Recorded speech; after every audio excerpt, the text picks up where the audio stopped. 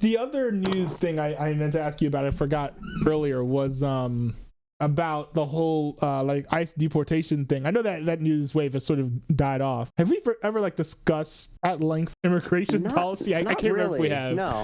No, I don't believe so. Yeah, I've been thinking a lot about this, and I think the way that I at least look at like protest reaction to it is, I do think that there are some immoral immigration laws that the country has. So I guess that would be the first claim that I'd make. Mm-hmm. And then it makes me think differently about law enforcement. Not the people, but what is and is not enforced. Because as you've seen in every administration, it's selective. Right. What laws are prioritized in terms of an enforcement, and that flexibility can be good. Yeah. Unless they need a reason to, and that's where things get a little bad. If it's politically selective in terms of law enforcement. So yeah, no, I've got some big concerns. It seems like Trump has fallen back on his campaign promise of deporting the bad hombres, as he said, his term. Yes. It feels like he's. I mean, I think we had the discussion that quotas are, I believe, unethical, and I think you agree that they're bad. Yeah. And it just feels like he's kind of been, that the priorities are a little more optics focused.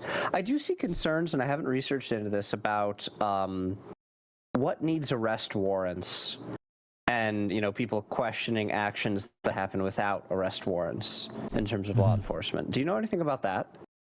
Yeah, there was a article that ICE released under the previous Trump administration, I want to say. Oh, yeah. Man, let me see if I can find this again. But the gist of it is, ICE doesn't necessarily need a warrant to like go after illegal immigrations, but they need like there's something else that they need. I forget what it's called, but it's basically they do need to have some level of probable cause. I don't know what that level of probable cause is, but it allows them to more speedily get the approval to go in and do like a raid or something like that. Yeah. The other, I think one of the biggest concerns that I have, and I don't know how widespread these are. I don't have an objective number, but legal actions being taken against you without an opportunity for representation. Legal actions being taken against you before you have a chance to represent yourself or defend yourself. That, I think, can be one of the most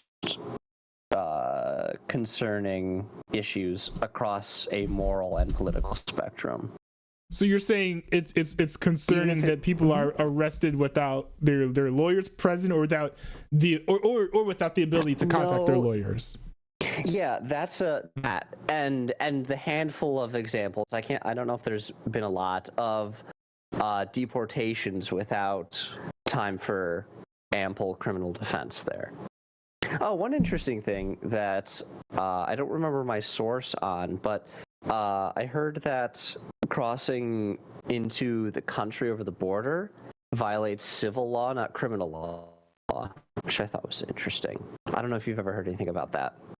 I haven't heard that, but that might be an argument for more speedy deportations and less, because the difference between criminal law and civil law, of course, is that there's a smaller barrier for conviction for civil law.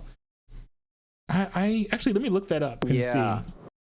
So, yeah, I think a lack of due process, and it's always this is really exposing a big question in our democracy of, do constitutional rights apply to non-citizens? And for a long time, the Supreme Court had ruled yes, that they do, but that's really being challenged right now in courts and cases. Yeah, I probably need to familiarize myself more with what the immigration process is, but it's my general understanding that in the vast majority of situations, due process is being followed. Now, I think the people complaining about due process, it was the majority. Yeah, I think the people who are complaining about due process, though, their concerns, like it's fine for them to have their concerns, but it's not concerns with due process not being followed. It's that they don't like the due process. I wish that those people like use their energies more towards like actually changing the law, though, rather than saying the law shouldn't be enforced. Which I've called for immigration law to be changed. Yeah. Yeah, and that's the other thing. Because I'm pro amnesty now, it basically. It seems like that has stopped. Calling for laws to be changed. Because I'm basically pro amnesty now, so. Gotcha. Yeah. I would be too there. I heard it wittily said by some Democratic, I believe, mayor, who said, like, oh, yes, I also agree that there should not be any undocumented immigrants in the country. We should document them all. Yeah, I mean, it should be either they get deported or documented. That was witty. If they're like violent or whatever, they'll go to jail. If they're not in a red state, or if they're not in a blue state. So like. Oh yes, and that's the other thing that I've heard. Like, the law enforcement is very targeted at blue states. So it's interesting the status of people who are undocumented in red states being relatively safer. Well, I mean, that's not going to last forever, because I know, of all places to hear about this, I heard about this on the Dan Le Batard show, which, I mean, he leans to the left, but he's a sports guy. And I think Trump is coordinating some sort of like ice sweeps for the World Cup. I think it's called the World Cup, the CONCACAF or whatever it is. There are too many cups in the world. Yeah, like the CONCACAF. Yeah. I believe that's. And it's happening in Florida. So there are probably going to be illegal immigrants swept up over there, and it kind of is noteworthy because it's a red state. Yeah. So does the term illegal apply to breaking civil law is another question that I wonder. Because I associate I think illegal with criminal, but I don't know. I think illegal means being in the country illegally. You can be a non-citizen but here legally, such as being here on like a work or student visa. Now, if your visa is revoked, that's another topic. Right, but now if your visa is revoked, then you're illegally. Yeah. I think depending on what your situation is, there might be ways that you can get legal status. I know of people like, I mean, I'm not going to say my relation to them, but I know of people who have had illegal status and then got legal status through working with like lawyers and stuff. So sure, I mean, there are like members at my church who have received threatening emails from the DOJ. It's a very different issue, like when you can talk with people who are like, yeah, people disappear where I live, people have just been disappearing. You know, I think in places that don't have lots of immigrant populations, it's a lot more of a remote issue, more of a political issue, and less of a personal issue.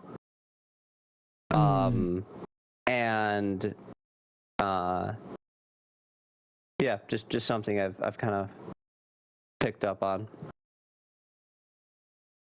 I also, do a lot of speculation on like, am I okay with people breaking non-violent laws to save their own lives, to substantially improve their chance at surviving, and and deciding what priorities exist there. I think I largely am, and that's why I shot you the question once about would you break other countries' laws to bring to bring your family out of poverty. I mean, it's a clear foil that I'm setting up there, but I think those are important questions when you're living in a system that executive orders can delay law enforcement and like congressional laws that have been passed on TikTok anytime you want.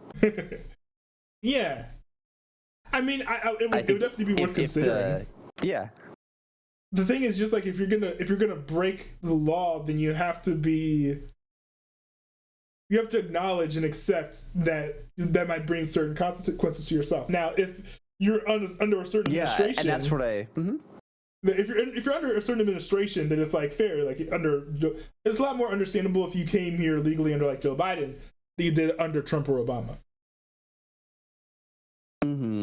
Because the messaging from Biden was like, just like, come on over, the water's cool or warm or whatever the saying is. And the messaging from Kamala was, do not come. Just thinking about that audio. That was crazy. Iconic audio. Yeah, and there's very, very good, like, full personal stories that I'll hear told on the radio, in which people have come and applied for asylum, and that process has taken a decade, and they receive very little information. Then things are moving in a positive direction in terms of their claims being evaluated. There's progress being made there. But then with an administrative change, all of that changes. And then they immediately face being deported. And I think it's also really good to hear. I was listening to some no, that's too big of a topic jump. Sorry, I'm still playing the finals. This is fun. I think there's far too little interviews and discussions with immigrants, and I mean, understandable because of the threats that they face. But those have been some of the most informative discussions. People who are in the asylum process, people who have been or work with those who are. I think there's far too little discussion with those people. This is like having an issue on whether or not to regulate a drug without any of the drug makers. It feels like the discussions are a little, I don't know, not well matched up with the topic, to me. Interesting. I guess if you're talking about looking at laws in ways that you can improve the immigration system, then yes, I would agree somewhat. There's certain things that I don't think you need much discussion to realize that there are severe problems that need to be fixed. Like, my two biggest problems with the illegal with the current immigration system don't even involve. Well, one of them involves changing the system, but it's generally just like making it run more efficiently. First is that, like, if you're trying to come in legally, it should not take as long as it does. That's because of understaffing, so that needs to be fixed. Second of all, is there's a massive problem that I think I want to say Obama caused this and it hasn't been fixed since. And maybe I'm wrong, but is when illegal immigrants get deported, a lot of times or like detained or whatever, a lot of times it's like families, a lot of times the children will be separated from the parents and never reunited. That's a huge issue. I feel like doesn't get discussed enough, and I don't think anyone has come up with a solution for that. It is a huge issue, because we have a system in which citizens and non-citizens can exist within the same family. Well, it's not just that. It's like if the whole family's illegal, like what often happens is the whole family will be detained. The kids will be separated from the parents, and understandably so. Like, there are certain reasons why you wouldn't detain adults with children, but especially if you're not sure what their identities are. But then when it's time to deport them, like, the children just get like lost somehow and never reunited with their parents. Even if they should be deported, it's like, well, you're breaking up families in that case, whether it's like negligence or incompetence or whatever. I have not heard enough calls for the system to be improved in a way that would prevent that from happening. Yeah, absolutely. I think another question is, if people believe that current immigration law is perhaps even immoral in what it allows a government to do, enforcement of that also immoral. I mean, if you're operating under step one assumption that like a law itself is immoral, well, I guess would you say enforcement is inherently immoral as well? I'm not asking you to label anything as immoral, any law as immoral or not, but just if a law is objectively wrong, is it also wrong to enforce it? A lot of people operate on this assumption. I was wondering what your take on it would be. I think enforcement is immoral if it's the only method available for resistance. So, and the only method for what resistance? Oh, if it's the only method available for resistance. So, like, if you are in an autocracy, I would say the answer is yes. But if you're in a democracy, the answer is no. I think it's to violate the law. I think is like one of those things that you should only do as like a last resort. Okay. But like, because we live in a democracy, for example, like, you can propose that laws be changed and whatnot. So I don't think it's as justifiable at this point to be like, well, I'm just not going to enforce that law, because what it also leaves the door open for is to be like, oh, well, I'm not going to enforce that law because I don't like it. Which I think is also a place that and that's where I like good. That's where like creating labels with morality, because it's you can be a little more definitive when it comes to avoiding likes and dislikes. When we can talk about more moral topics like separating families, as you mentioned. But you can cloak anything in morality, though. So I don't know if that is a super helpful descriptor. Oh, the final's downloaded, by the way. So. Oh, okay. All right. Well, then, should we also cloak everything in God honoring? Oh, sorry. You said it again. It's starting to break up. Yeah, I've lost a couple percent on your end too. I said, should we also cloak everything in God honoring too? Then, if I'm already cloaking everything in morality. I mean, if we did, we would be leaning more into Christian nationalist territory there, which I don't love.